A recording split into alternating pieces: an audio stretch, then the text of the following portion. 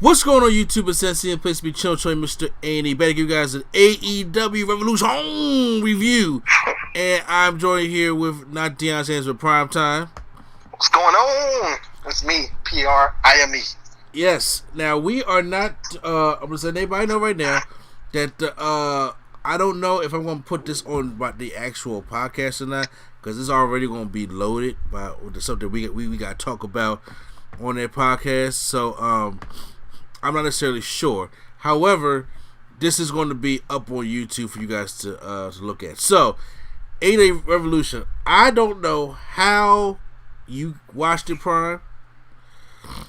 I did it legally, like everyone did. You paid for it? Yes. Wow. Because see, I was trying to find. I went somewhere and watched it. See, that's what I'm trying to do. It was like in the Buffalo Wild Wings. Yeah, see, that's what I was trying to do. I was trying to go somewhere and watch it, but I just had a very messed up day today, so I couldn't do it. I was trying to see if it was on Fight TV. I couldn't do it, so I cheated. This is so weird because this is on Fight TV, but not for Americans, for everybody other than Americans. I know. That's weird. I mean, well, they don't like us right now. So, so what I did was I did what, of course, anybody would do. I got the play-by-play for Prime Time, checked out the highlights. Yeah, I was giving them play-by-play, sending them the Twitter videos and all. Exactly.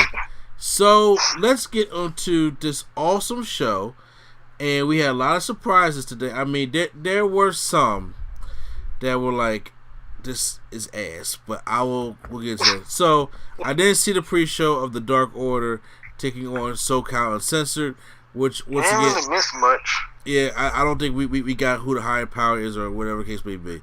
No, but at the end of the match, they started beating him up, and then Colt Cabana came out, and then Daniels came out in like his fallen angel robe with his head down. Yeah. I guess to try to act like he was the exalted one, but then he came out and beat up the Dark Order. So those four stood tall. All right.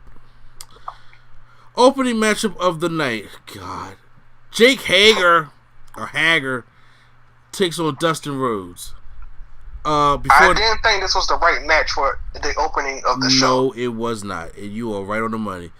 And I don't care how many times Jake Hager kisses his wife. Look, people. She's on screen, though. I know what y'all gonna say. This man, he's a UFC or MMA. He's a legit fighter. I have never been a fan of Jack Swagger. I'm sorry, I haven't. And on top of that, he has the most unorthodox body. And I'm looking like, if he's the muscle, like really? First of all, he looked bigger in WWE, like muscle-wise. Well, because his MMA, he got a cut sometimes. Exactly. This match, in my opinion, sucked. Yeah, it was like some bad spots. It was like spots that, like, I was like, not necessary at all. It wasn't, and it was boring as shit. Yeah. It was boring, and I'm like, why is this match so long? This match was about 10 minutes too long. I think it was 10 minutes. It was 14 minutes and 40 seconds. Okay. Yeah. They could have shaved off cut this in half about 7 minutes and get the point across, and it did. They could have cut the wife stuff out. They could because they had Dustin Rhodes go over there and kick his wife, and so many Vader bombs. They were trying to get the crowd into it as an opener, but I'm like, this is not working for me. I'm already bored. I already knew what the finish was going to be. I knew he was going to end up getting him with that low blow because they trying to get that over. Ever since he did it in MMA, they're trying to get that over. That's one of his lethal moves. So I knew that was going to be the finish. But, Hager wins, and that's it, because this match was boring. It was. Now we start picking up the pace, which I don't understand. Well, first of all, Darby Allin comes out, and he's going up against Sammy Guevara. Yep. Oh, by the way, before we get into this, the crowd has on like the wristbands like that light up. Ooh. So like different color of the crowds light up in different colors, and that's neat. So when Darby comes out, it looks like the Bray Wyatt entrance, but with red and yellow lights flashing back and forth. That's cool. That is nice. Yeah. So Darby comes out. Look, we ain't playing no games. He automatically dives to the outside, takes out Guevara. Yep. And then they just started just fighting for good. It was a good maybe 5 minutes. They fought on the outside. Yeah, before the bell even rung. Dumb move here. Darby Allin drapes over Sammy Guevara over the rail like he's RVD. He goes and runs and gives a dive through the ropes. Looks like he slips, and he comes down low, and they hit head to head. Yeah, I don't know what happened there. I don't know if he just ain't time it right, or he thought the thing was closer than it was. I don't know. Yeah, I know, but no matter what he was trying to do, it was stupid. I'm sorry, it was just stupid. They go to the other side of the ring, and then Sammy Guevara pulls out a table from underneath the ring. Mm-hmm. And I'm like, what's he about to do? He puts Darby out on the table. He goes up to the top rope, and he hits a 630, not a 450, not a splash. He hits a 630 to the point where he kept going. That looked like a video game to me. He just kept going. What's after 630? Oh God. Is it 720? No, 720 is you do a 360 twice, but a 630, 450. So let's I don't know, like a 1020 or something like that. I don't know. All I know is that man kept flipping. It was brutal, and he was holding his back afterwards. So I guess they was trying to sell that a little bit. Yes. I wouldn't even took that spot, but he did it, and I was like, "Oh, everybody was chanting." It was cool. It really was. It really was cool. But then now we get back to the ring, and especially when the match starts, but don't last that much longer afterwards, where Darby Allin picks up the victory. Yep, coffin drop. It's like that's a long ways to just fall, because they usually be closer to the near corner. But he doesn't go to that corner. He goes all the way to the other side of the ring and does the coffin drop, which it's a long ways to just look and to just fall and not look. Yeah, I'm saying he that's why Darby Allin got all that stuff. Mm-hmm. Big match coming up next for the tag team championships, the AEW World Tag Championships. Kenny Omega and Adam Page taking on the Young Bucks. Mm-hmm. Mind you, they are going with the WCW level ramp to the ring, which is going to come into effect later. And also they made the announcement that March 28th is War Games. Yep, but they can't use War Games, so hey. Oh wait, the WCW owns War Games name? I don't know if they own War Games, but they just not calling it War Games. They're calling it I think they said the match beyond or something like that. Ugh. Forgot. This means war. So I forgot. I can't remember. Okay, I'll just say, well, yeah, it's coming in March. I hope they put the roof back on. They might. I don't know. If it's going to be as tall as that cage that they had on last week, that's going to be a big cage. That's a scary cage right there. Very scary. So this match is exactly what you expect. Hard-hitting, back-forth action. There was a point where spot. That's what spot. Back and forth. There was a spot where Adam Page was trying to put Mac Jackson to a table on the outside. Kenny Omega took it back and no, we want to do this the right way. And I was just like, okay, I know it's gonna be called back later. Fast forward through the matchup, they take Adam Page on the outside on the ramp. It's like first. They give him a Northern Light suplex on the ramp. Then the locomotive. It's 3 Northern Light suplexes in a row. Okay, so they call it the locomotive. Yeah, it's like the 3 Amigos with the Northern Lights. Okay, yeah. Well, he does that, and then especially on that third one, he just kind of gives a little release, and then Adam Page is out on the stage. So this is kind of like a move that Young Bucks do in Japan a lot, where usually it's against Rocky Romero, where they fighting. And then they just take Rocky Romero, go all the way up the ramp, and then just powerbomb him on the stage, and then run back, so that they can just isolate their opponent. Wow. So it's kind of like one of those things. And then of course, in the middle of the match, Kenny had a torn labrum or something. Something in the shoulder was torn. So That's why he had like some tape on, and Matt Jackson kept trying to like attack it. He was like kind of being heel on his shoulder, stomping on it in Daniel Bryan style and stuff. Yeah.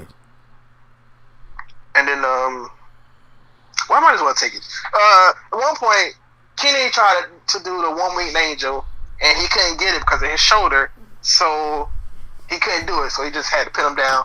Hangman eventually got back up, and he hit the 1 Winged Angel. But I'm saying, but you got to the Meltzer driver on the stage, right? Oh yeah, okay. See, that's what I'm saying, because totally my bad. Because he did hit the Meltzer, the Indie Taker, as that one. The Indie Taker on the stage, and he was out for a good 5 minutes, maybe. Yeah, and they double team Kenny Omega, and Kenny Omega had the whole Indie Spirit fight through this joint after a couple of double super kicks. Kenny Omega's is not the Indie. Kenny Omega and Kota Ibushi both have the cocaine spirit. That's what I call it. The cocaine spirit. Because after they both do they come back and they swear, they both wipe their nose all crazy like they just did cocaine. I mean, I argue with you on that one. Like this one Kota Ibushi match against Okada, he literally got destroyed the whole match, like he was dead, like he was limp. And then he came up, fighting spirit, hit like 5 daily moves, and then just so that's kind of what they do, I guess. I don't know. Yeah. Now, see that. So now, since Kenny Omega was about to get pinned, Adam Page comes back into the ring, and then this is why I thought it was over. He just doles Nick Jackson off the apron to a table. Yep. They're sitting out ringside. Then they hit Matt Jackson with the buckshot lariat V-trigger combination, which is a move for some reason. I don't know why I like it, but I do like it. And he kicks out. Yeah. I was like, y'all killing me. Y'all killing me. We're gonna do this thing over. What are they not gonna kick out to? You gotta lose to something. I will say this match had a lot of kickouts that didn't need to be, but I think the kickouts in this vicinity worked for this story that they were telling. It would. However, I still think that the way the Young Bucks are so quick on their feet, with Nick Jackson getting surprised and getting tossed through the table, and then a buckshot V-trigger combination on Matt Jackson, I thought that would have won better than him coming out of nowhere with a regular lariat and beating Matt Jackson. You see what I'm saying? Yeah. I don't know why they're trying to do this Hangman I win by myself type of thing. I know it's setting up for a turn, but they hit a perfect V-trigger. Like, it looked perfect and everything. But I guess that's how they want to do it. I wish he'd do his other finisher, because that looked more like a finisher. The lariat don't look like a setup move to do your finisher. Yes, I do agree. Yeah. As I'm saying, I think all that is it's dumb, because to me, I'm like, the finish you had, knocking Nick Jackson over into the table and then having Matt in there take the V-trigger buckshot, that would have been a perfect win. But having him just get caught out of nowhere with a regular lariat and losing, I see, that's what I'm saying. That's why I like so many kickouts, because you can't top it. You can't top. You had like so many finishes in that match, you just can't top it. But Kenny Omega and Adam Page win the matchup, and then you can tell there's still some tension, but he does to sit on the ropes and let Omega out, showing a sign of respect. Grabs a beer from the crowd, and then they just walk back with the win. I don't know. They teased like it was something gonna happen. It was at first they teased like it was gonna be like a triple super kick on Hangman. They was like, you know how like they kind of got their foot like planted, like they about to like do a super kick. They all was like in a kind of like in a diamond kind of. I don't know how to explain, but they both was in that like we about to triple super kick you, but then they didn't do it. Hangman, when Kenny had his back turned, was teasing like on the ropes like he was about to do the buckshot. But then when Kenny turned around, he was like, "Oh, it's cool. Come on, come get out the ring." So they teasing one or the other. They teasing all three of them turning on Hangman, or Hangman turns on Kenny. But it's something being teased. Something is being teased. I'm curious to see what it's going to be. I'll actually I don't know what's going to happen on that one. I really don't. Yeah, I don't know. Coming up next after that matchup is Nyla Rose taking on. Not gonna even lie. This was a cool down match versus Chris Statlander. Honestly, for AEW's women's division, that's what it was. Only really a couple good spots in this matchup. There was a Johnny Gargano style spear from Nyla Rose to Statlander. It's to Statlander through the ring. That was cool. Statlander tries to go for a Hurricane Rana or Frankenstein from the top rope. Nyla Rose picks it back up and gives her that sit down powerbomb, which looked brutal. It beats Chris Statlander. So, like I said, once again, we're gonna keep this whole dominant Nia Jax thing. Yeah, I think they're gonna be. She might be good for a little while. She gonna be dominant for a good little while. Yeah, you're right. So, but like I said, it was the I ain't gonna lie to you, it was the bathroom break matchup. Nobody really cared. But they cared about this one. MJF taking on Cody. You know the build that we had for this matchup. So prime time, sell it to me because he already told me how Cody gotta have an entrance. Everybody gotta have to do all this kind of stuff. I want to know firsthand because I missed the entrances. For one, Cody, you already know Cody had to get the pew pew pew pew pew pew pew pew pew pew pew. He already got all that. But the people that sang his song came out to sing his song. Strike one. He said strike one. Bruh, I don't know if they didn't do a sound check. I don't know if they warmed their voices up. I don't know, but it did not sound good at all. Maybe the first bar, like the adrenaline and my soul, that part sounded good. Other than that, it went off the rails. That's part number one. Part number two, he had like 6 people out there.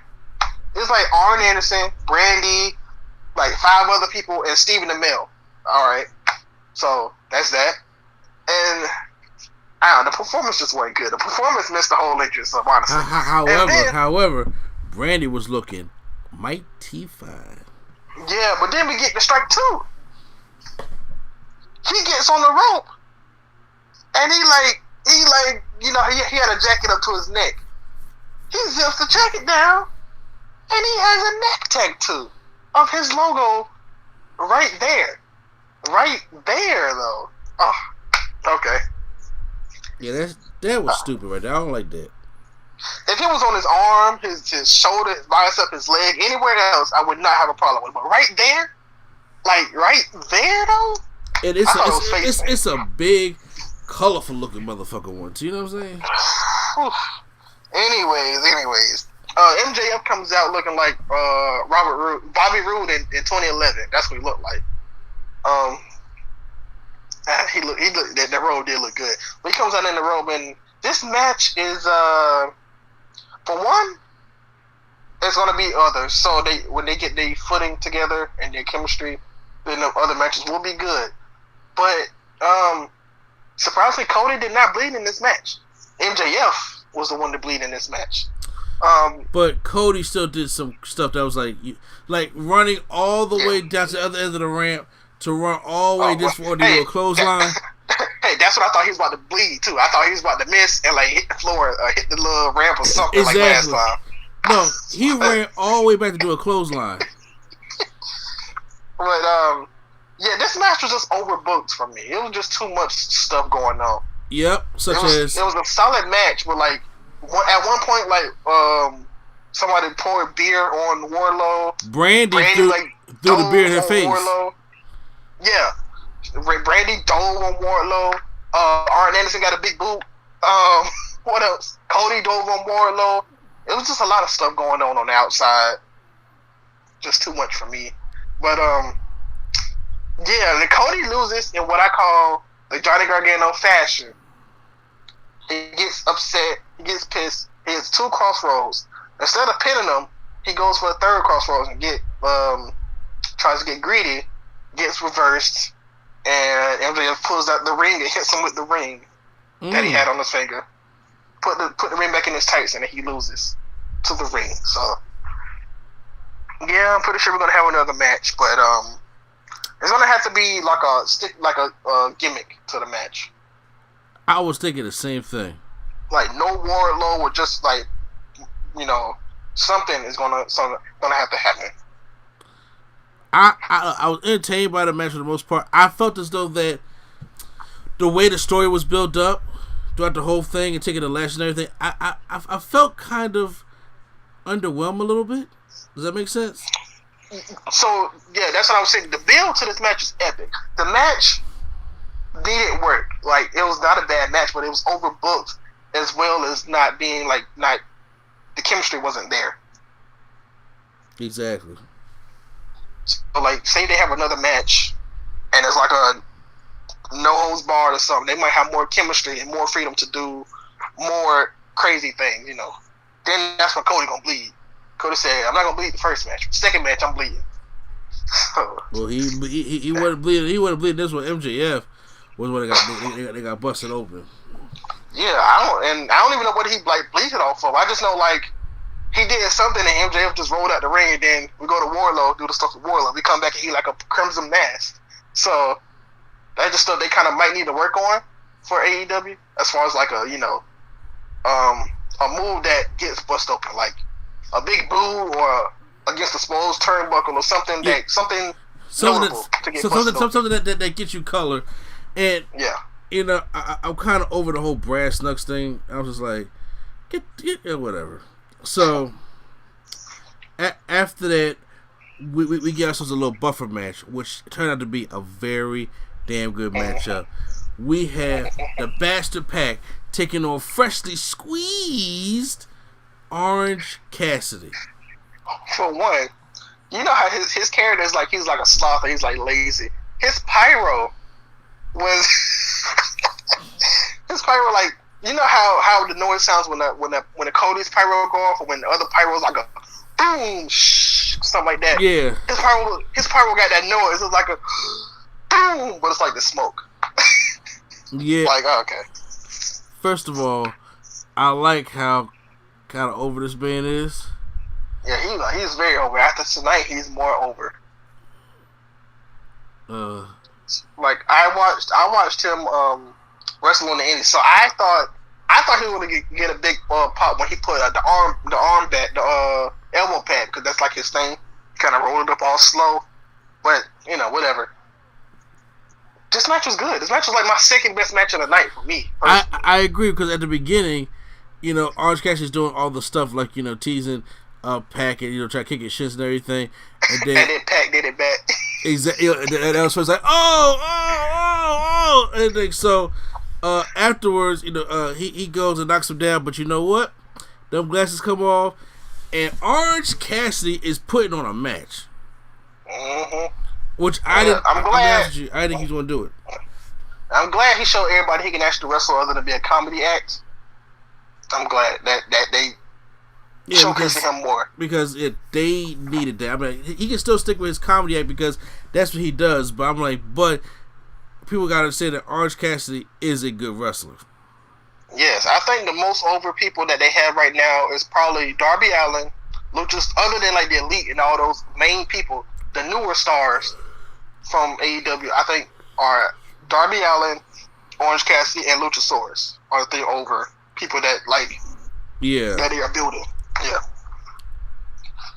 but yeah, he hit a brain buster from the top rope.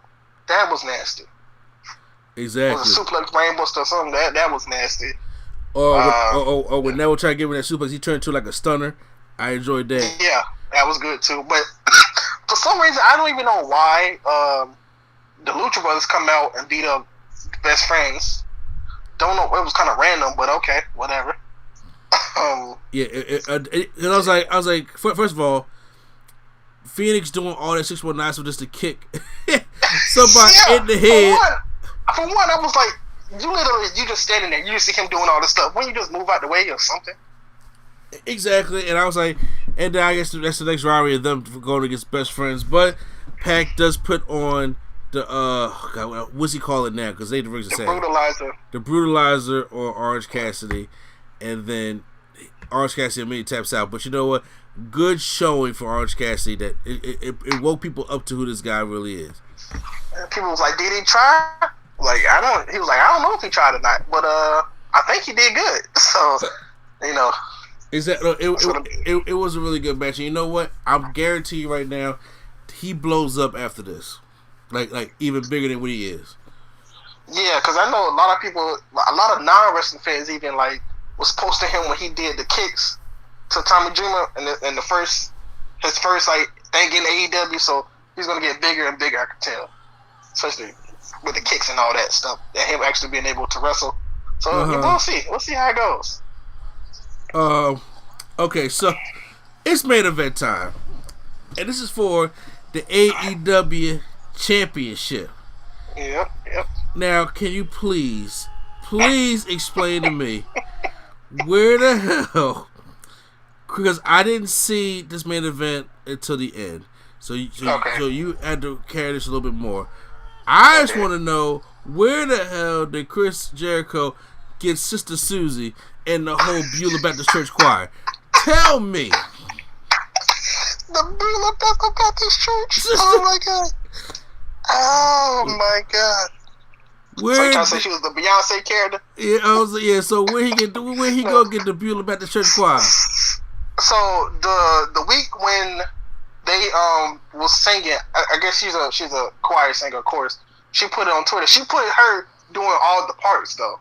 So like she put her singing the chorus, her singing the background, and her doing like the beats and stuff. And she just posted it. Chris Jericho was like, "Oh, this girl is good, so I'm gonna bring her in." And boy, when I tell you, this isn't the best interest of that, but this is like one of maybe the top 3 interests of AEW. Of course, they haven't really been here much, but it was very good, very good. She sung the 3-minute song with the choir, and everybody was singing along. It was just great. I thought they was gonna do it the whole time. I thought the whole time he was walking out, they were just gonna do the acapella, but I guess not. But well, I mean, I don't know if they were going to. They put some soul into it. I know that. He had the whole soul. He had the whole gospel choir. Because when you told me they singing, I was not thinking he went and got these Baptist choir members. You thought they was doing that like how Bobby Roode interest was that one takeover. Glorious, glorious, glorious. It's like the opera type of singers. No, he got a sister. No, he got like they all going for platters after this. Okay. He got a sister. She didn't sing. She sang. She sang. Yeah. She sang. Oh man. So now let's get to the matchup.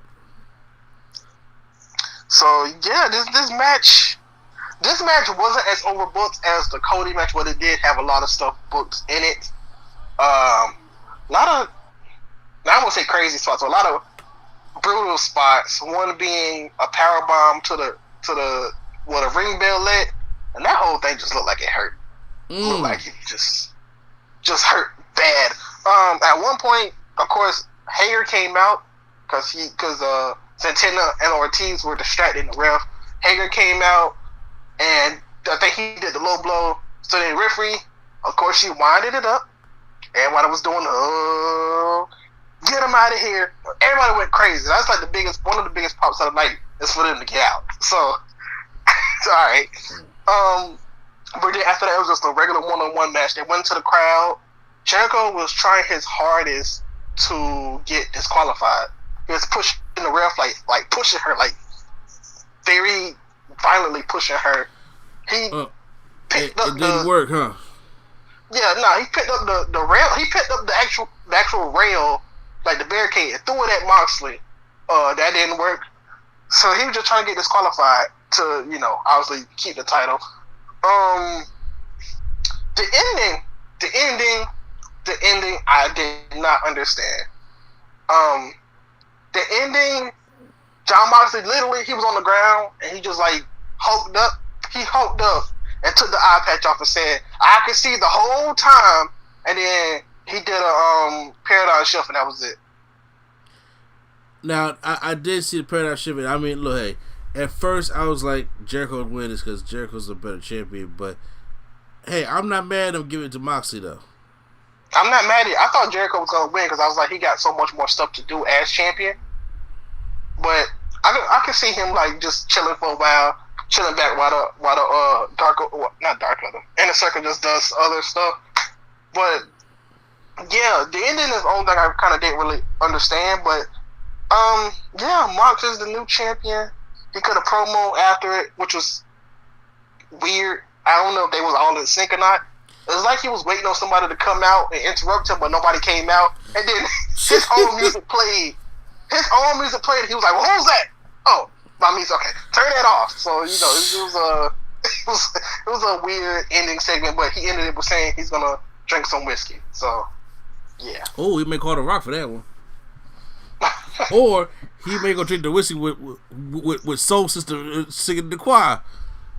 I'm pretty sure he's gonna be with Renee. She was like in the front row. Oh, that's right. They Renee at the house. See, the AEW don't do what WWE do. WWE, if you like work for another company, they'll put you right. They'll put you on camera, right front row. Like, hey, this person's come to our show. AEW, they didn't do that. Like, she was right in the front row on the camera side, but she wasn't in the frame. So that's good though. You support your husband, you support that. So that was AEW Revolution pay-per-view. So I'm giving this pay-per-view, I'm gonna give it a very high B+. It would have had an A. It would have had an A if first of all, the whole Jake Hager thing, not my steez. The whole they need to get better in the women's division. Okay. Those are only 2 matches there, but everything else, man, was fantastic. Yeah, I give it a B too. This is not the best AEW pay-per-view, but that's not saying it's bad. Just like NXT takeovers, they get better. So when they have like a one that's not like the best, people act like it's bad. It's not bad. It just wasn't as good as those other ones because they put on such a good shows all the time. Yes, I agree with you. Jake Hager, the women's match, and the overbookingness of the Cody match to me is what brought mine down to a B. Once again, guys, post out your comments down below how you guys felt about AEW Revolution. Hit that like button if you guys enjoyed our review, and hit the subscribe button for more wrestling reviews and pay-per-view reviews right here on Nerd Coalition. Once again, I don't know, maybe by the summertime I can afford to actually buy all. Well, first of all, when is War Game? That's a pay-per-view, right? No, it's actually on a regular episode. What? Yeah. That's a Wednesday Night War thing? Yeah. Oh, shit, I can't. Wow. I wasn't ready for that. So, y'all better buckle up. I'm pretty sure they might do like a whole commercial-free episode or something. I don't know. I mean, they got the money for that, though, so why not? Alright, but once again, this is NCA Place to Be, Chill Mr. A&E, and Not Down Chance for Prime Time. Alright, y'all. Alright, and the Nerd Coalition is out.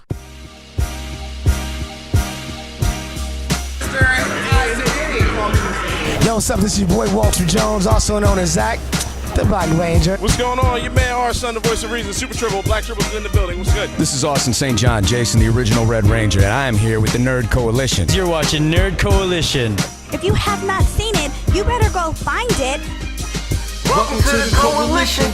We got all that you need. Come and chill in the place to be. It's NC, your favorite out of Philly, and we're powered by Spaces. We're on Stitcher, YouTube, and many other places. Swag with the nerdgasm is getting heated. Mr. A&E Wrestling Talks, no gimmicks needed. We got it all here, so you know what to do. Go and like and subscribe and hit the bell too. It's NC in the place to be. It's NC in the place to be. It's NC in the place to be, with your host, Mr. A&E. It's NC in the place to be. It's NC in the place to be.